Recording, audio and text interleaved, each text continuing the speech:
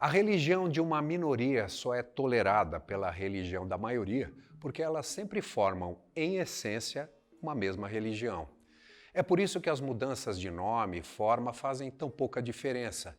É por isso também que uma nação auto-intitulada civilizada, como os ingleses, consegue converter alguns imigrantes à sua fé com grande facilidade, mas não consegue converter os muçulmanos ou os judeus. Esses imigrantes convertidos encontram no salvacionismo uma versão do seu próprio credo que traz um conforto extraordinariamente maior. Mas o sarraceno e o judeu não conseguem ver nenhuma vantagem em relação às suas próprias versões da mesma coisa. Os homens que lutaram nas cruzadas ficaram surpresos ao descobrir que os muçulmanos eram tão religiosos e honestos quanto eles próprios, e até mesmo mais civilizados do que eles, e não menos. O que o cristão latino tem a oferecer ao cristão grego não é nada que o cristianismo grego já não lhes tenha fornecido. Elas são todas, em suas raízes, salvacionistas. Vamos então buscar as origens desta grande religião que se baseia na salvação. Existem muitas coisas que o homem não planeja, nem deseja que aconteça, mas que mesmo assim seguem acontecendo o tempo todo. Mortes, pragas, tempestades, epidemias, inundações, o nascer e o pôr do sol, o brotar, o colher, o perecer. Isso nos faz concluir que deve ter alguém fazendo todas essas coisas acontecerem, ou que tem um alguém que está fazendo as coisas do bem e outro alguém fazendo as do mal, ou que exércitos de pessoas invisíveis, do bem e do mal, estão fazendo tudo isso acontecer. E por isso presumimos a existência de deuses e diabos, de anjos e demônios. Para acalmarmos esses poderes, oferecemos presentes, os chamados sacrifícios e lisonjas, às quais demos o nome de oração.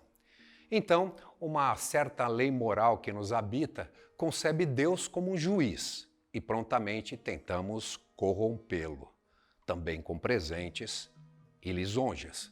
Isso pode parecer bastante chocante, mas nossa objeção a tal mecanismo é um desenvolvimento bastante recente.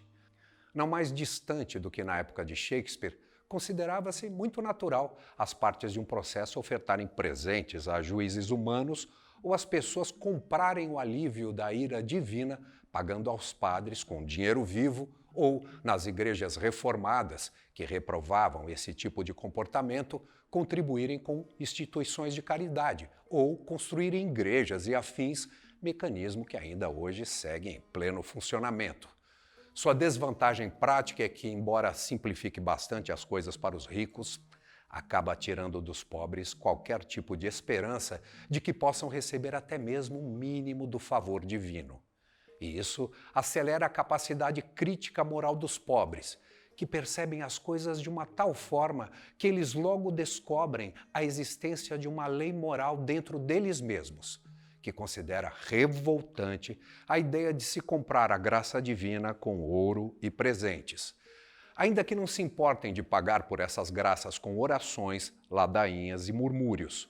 Como consequência, logo percebemos que em comunidades antigas, onde a desigualdade não existia, onde as condições de vida não deixaram espaço para a pobreza ou riqueza e onde os processos de penitência frente aos poderes sobrenaturais estavam ao alcance tanto do mais pobre dos membros quanto dos chefes do grupo, a religião foi capaz de sobreviver inalterada através de séculos.